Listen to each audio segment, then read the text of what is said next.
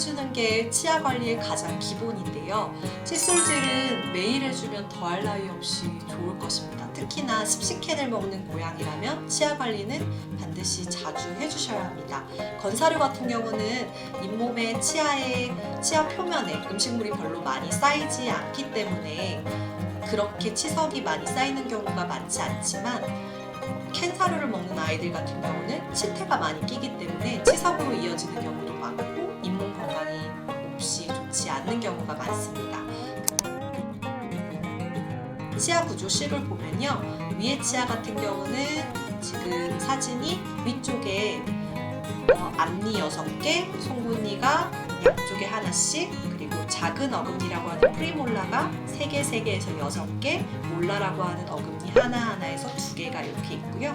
보통 제일 마지막에 있는 몰라라고 하는 치아 어금니는 확인하기가 어려우실 거예요. 직접 이렇게 했을 때는 전혀 보이지 않는 치아여서요. 아랫니 같은 경우는 윗니에 비해서 훨씬 더 치아의 개수가 적은 편입니다.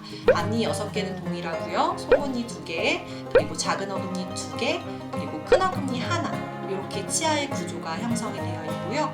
아랫니는 비교적 치석이 덜 쌓이는 반면에 윗니가 훨씬 더 치석이 많이 쌓이고, 보통은 치석이 많이 쌓이는 부분이 송곳니나 어금니 쪽인데 고양이는 특히나 어금니 쪽에 치석이 아주 많이 생기는 편입니다. 그래서 송곳니와 어금니를 주로 닦아주시는 편이 좋고, 그나마 다행인 게 바깥쪽 면이 훨씬 더 치석이 잘 생기고 안쪽 면은 비교적 치석이 덜 생기는 편이어서 입을 벌려서 안쪽 면까지 닦기 위해서 너무 노력하지는 않으셔도 됩니다. 그래도 바깥쪽은 꼭 꼼꼼히 닦아주셔야 되고, 입속 깊숙이 어금니까지도 손을 집어넣어서 꼭 닦아주셔야 합니다. 만약에 입 안에 뭔가 칫솔 같은 게 큰 것들이 들어가는 걸 너무 싫어하는 고양이라면 아주 얇은 칠간 칫솔 같은 칫솔을 사용해 주셔도 좋고요. 아니면 실리콘으로 되어 있는 손가락 칫솔을 사용해 주셔도 되고, 그게 아니라면 거즈랑 좀 더 거친 면으로 되어 있는 천을 이용해서 치아 표면을 문질러 주시는 것도 좋습니다.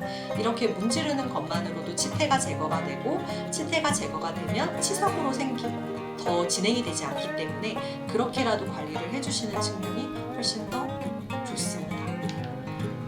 그리고 물을 마시는 게 무엇보다도 중요한데요. 고양이 같은 경우는 건사료나 습사료를 먹고 물을 꼬박꼬박 먹어준다면 치석이 그렇게 많이 쌓이지는 않을 수 있어요. 그런데 스스로 물 먹는 습관이 별로 없는 아이들이 있기 때문에 그런 경우에는 조금 더 신경 써서 관리가 필요합니다. 그래서 유리 그릇이나 사기 그릇 같이 좀 더 물이 시원하게 맛있게 느껴질 수 있는 그릇을 사용하는 것도 좋고요. 얼음을 띄워주셔서 좀 더 먹는 즐거움을 주셔도 되고, 물 위에 장난감을 띄워주는 것도 좋은 방법입니다. 수돗물을 가리는 아이들도 있어서 정수기물을 사용하거나 생수물을 먹여보시는 것도 좋은 방법이 되고요.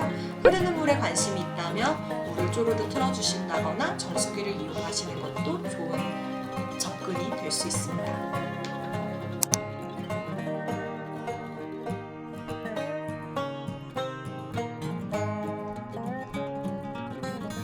그리고 기회를 내서 이런 아이들을 보셨을 건데요. 보통 집에서는 이렇게까지 될 정도로 방치하지는 않으실 거예요. 근데 간혹가다 털이 군데군데 떡져 있고 뭉쳐 있는 아이들을 길에서도 아주 간혹가다 볼 수 있는데, 이런 아이들은 일단 입이 정상적이지 않은 상태라고 볼 수 있습니다. 구내염이 있는 아이일 가능성이 높고요. 그리고 가만히 있는데 침을 쭉 흘리는 아이들도 역시 입에 뭔가 문제가 있는 아이라고 볼 수 있습니다. 구내염이 있는 아이들은 또 노랗게 냄새가 나는 침을 흘리거나 피를 흘리는 경우도 꽤 있습니다. 치아를 자세히 보시면 치아 표면에 치태라고 해야 되나 농이라고 해야 되나 하얗게 보이는 물질들이 잔뜩 껴있고요. 지금 이 상황에서는 치아를 거의 쓰지 않은 상태입니다. 일단 왼쪽의 두 사진은 수술하기 전에, 전발치를 진행하기 전에 사진을 찍은 거고요. 송곳니를 포함한 모든 치아를 발치하고 나서의 사진을 제일 오른쪽에 실었습니다. 그 사진 같은 경우 보시면 혀 뿌리에도 조직들이 자라나온 걸 볼 수 있는데 구내염이 상당히 진행된 케이스라고 볼 수 있고, 저렇게 이렇게 숨쉬는 구멍, 식도까지도 다 조직이 자라나와 있는 상태라면 전발치를 하더라도 아주 좋은 효과를 기대하기는 어려운 상태라고 볼 수 있습니다. 그리고 보통은 이제 집에서 키우는 아이들 중에서 잇몸이 불긋불긋하고 살짝 부어오른 소견들은 가끔 보실 수 있었을 거예요. 이 아이도 구내염이 있는 상태이기 때문에 치료가 필요하고요. 충분히 통증이 있어 보이는 상황입니다. 이런 아이들을 방치할 경우 고름이 입에 쌓이거나 혀꼬리 쪽이 부어오르거나 하는 식의 질병들이 더 심화될 수 있습니다.